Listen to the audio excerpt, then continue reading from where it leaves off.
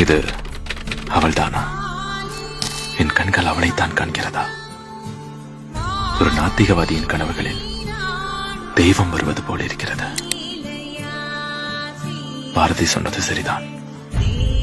அவர் தேடிக்கொண்டிருக்கும் கண்ணம்மா இவள்தான். தங்கமணி ரத்தினமே, தலையாட்டும் சித்திரமே, தங்கமணி ரத்தினமே, தலையாட்டும் சித்திரமே, சிங்காரத் தொட்டில் கட்டி